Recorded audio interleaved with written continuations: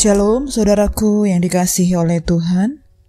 Senang rasanya boleh berjumpa kembali pada hari ini, Rabu 31 Agustus 2022. Nah saudaraku, kita bersama-sama boleh mengikuti kembali renungan harian Kristen pada hari ini dari Palembang, Indonesia. Saya menyapa seluruh saudaraku yang tetap setia mendengarkan firman Tuhan.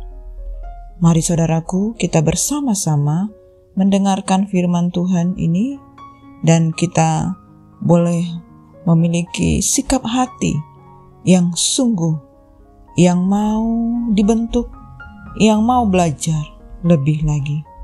Nah saudaraku, mari kita persiapkan hati, kita akan mendengar firman Tuhan dan kita satukan hati untuk berdoa. Bapa kami yang di surga, dikuduskanlah nama-Mu. Datanglah kerajaan-Mu, jadilah kehendak-Mu di dalam hidup kami seperti di surga. Kami bersyukur kepadamu ya Bapa, kalau hari ini kami akan mendengar firman-Mu.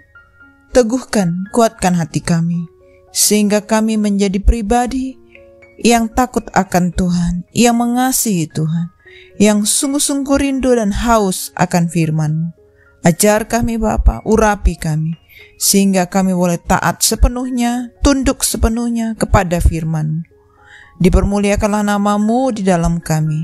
Kami bersyukur dan kami berdoa di dalam nama Tuhan Yesus. Amin.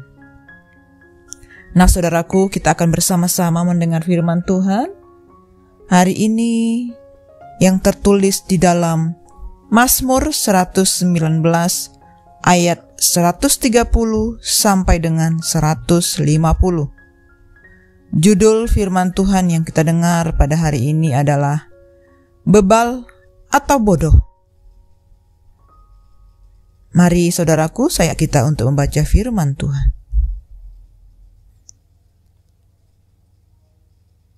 Bila tersingkap, firman-firman-Mu memberi terang, memberi pengertian kepada orang-orang bodoh. Mulutku kungangakan dan megap-megap, sebab aku mendambakan perintah-perintah-Mu. Berpalinglah kepadaku dan kasihanilah aku, sebagaimana sepatutnya terhadap orang-orang yang mencintai nama-Mu.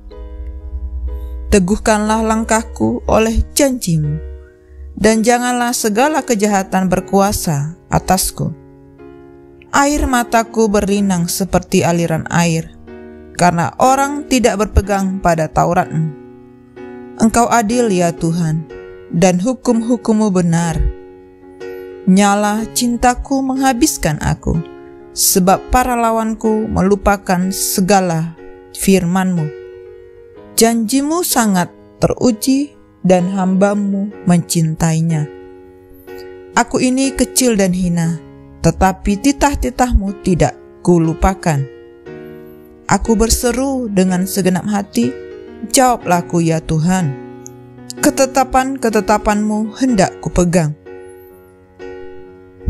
Aku bangun mendahului waktu jaga malam, untuk merenungkan janji-Mu. Dengarkanlah suaraku sesuai dengan kasih setia-Mu, ya Tuhan. Hidupkanlah aku sesuai dengan hukum-Mu.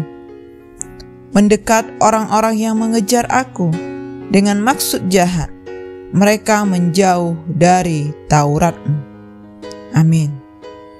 Nah saudaraku yang dikasihi oleh Tuhan, umumnya orang berpikir bahwa orang bebal adalah orang bodoh. Bukan, orang bebal pasti bodoh, malas dan tidak bertanggung jawab. Tetapi orang bodoh, orang malas, orang yang tidak bertanggung jawab tidak selalu bebal. Seperti ilustrasi berikut, dua orang jatuh ke dalam lubang. Yang pertama, seorang anak kecil yang belum bisa membaca tanda peringatan tentang lubang tersebut.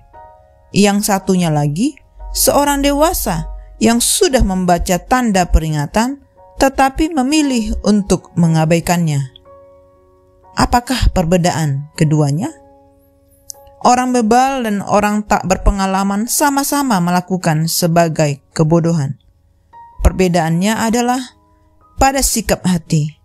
Orang bodoh tidak tahu, orang bebal tidak mau mengerti. Orang bebal adalah orang yang paling menjengkelkan di dunia. Mereka kurang ajar, susah diajar, selalu mencari alasan dan selalu menyalahkan orang lain. Sungguh, bodohlah umatku, mereka tidak mengenal aku. Mereka adalah anak-anak tolol yang tidak mempunyai pengertian. Mereka pintar untuk berbuat jahat, tetapi untuk berbuat baik mereka tidak tahu. Sekalipun mereka mengenal Allah, mereka tidak memuliakan Dia sebagai Allah atau mengucap syukur kepadanya. Sebaliknya, pikiran mereka menjadi sia-sia dan hati mereka yang bodoh menjadi gelap.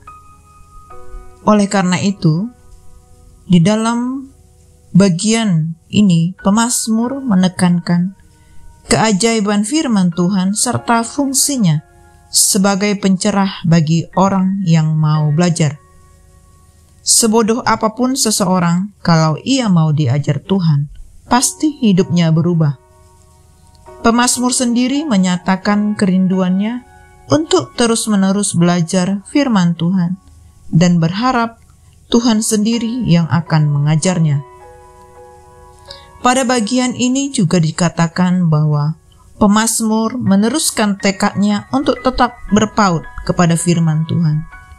Dua alasan diberikan. Pertama, Tuhan adil, maka firman-Nya juga adil. Keadilan itu berarti juga mereka yang menolak belajar Taurat akan tetap tinggal dalam kebebalan mereka.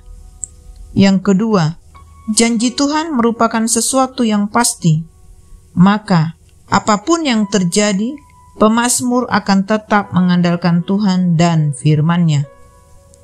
Apakah yang saudara pelajari mengenai firman Tuhan ini? Apakah saudara merasa sudah tahu semuanya? Atau merasa sanggup mengatur hidup sendiri dan tidak membutuhkan Tuhan? Saudaraku, kiranya kita semua memiliki kerendahan hati seperti pemazmur untuk mau belajar dari firman Tuhan dan belajar melakukannya dan meneladani Tuhan Yesus yang telah mewujudkan firman Allah dalam hidupnya sepenuhnya. Saudaraku, seperti di Efesus 5 ayat 17 berkata, dan memberikan kita wawasan kepada kita khususnya anak-anak muda, agar kita tidak menjadi orang-orang yang bodoh, tetapi berusaha untuk mengerti kehendak Tuhan. Pertanyaannya, bagaimana supaya kita menjadi orang yang bijaksana, mengerti kehendak Tuhan dan tidak bodoh? Dan jawabannya ada di dalam Amsal 1 ayat 7. Takut akan Tuhan adalah permulaan pengetahuan, tetapi orang bodoh menghina hikmat dan didikan. Kunci kita menjadi orang yang bijaksana, mengerti kehendak Tuhan dan tidak bodoh, serta takut akan Tuhan. Takut akan Tuhan adalah awal dari hikmat, dan mereka yang tidak memiliki permulaan hikmat tidak memiliki pertengahan ataupun akhirnya. Saudaraku, kunci untuk dapat melakukan kehendak Allah yaitu tidak mengikuti hawa nafsu kebodohan yang dipenuhi oleh Roh Kudus. Saudaraku, Roh Kudus akan menolong kita untuk hidup dalam tuntunan Roh Kudus, dalam firman Tuhan. Roh Kudus akan menyatakan kebenarannya supaya kita menjadi berhikmat dalam tuntunan Allah. Firman Tuhan akan mengajari kita untuk terus dalam tuntunan Roh Kudus, karena kita akan berubah dan menyadari bukan dengan kekuatan dan kebenaran diri kita, namun karena ada kuasa Roh Kudus yang bekerja untuk terus menyempurnakan kehidupan kita. Saudaraku, kiranya kebenaran ini boleh menolong kita untuk menjadi orang-orang yang takut akan Tuhan dan hidup dengan hikmat. Dan setiap kita boleh menjauhi setiap kebodohan, kebebalan yang ada. Saudara, saya percaya setiap kita adalah orang-orang yang sungguh-sungguh berpikir kepada kebenaran firman Tuhan. Sampai akhir hidup kita mau berjalan seturut dengan kehendak Tuhan. Nah saudaraku, janganlah kita sibuk dengan kebodohan dan kebebalan hati kita. Tapi biarlah setiap kita merencanakan setiap hal yang benar, yang baik, dan mendatangkan kemuliaan bagi nama Tuhan. Dan setiap bentuk kebebalan dalam diri kita dilepaskan. Nah saudara, mari kita satukan hati kita dan kita berdoa. Terima kasih Bapa buat firman Tuhan yang sudah kami dengar. Kami bersyukur buat firman-Mu ya Tuhan. Ajar kami untuk tetap setia mendengarkan firman-Mu, untuk dapat melakukannya dan sungguh-sungguh hidup di dalam-Mu. Kami bersyukur kepadamu Bapa, penuhi kami, ajar kami, sehingga kami tidak bodoh dan tidak bebal. Kami bersyukur kepadamu karena Engkau yang mengajar kami. Terima kasih Tuhan, setiap bentuk kebebalan kami patahkan dalam nama Yesus. Dan setiap bentuk kebodohan kami gantikan dengan hikmat yang daripada Tuhan, dengan kebijaksanaan yang daripada Tuhan. Terima kasih Bapa, kami berjalan melangkah sesuai dengan kehendak Tuhan.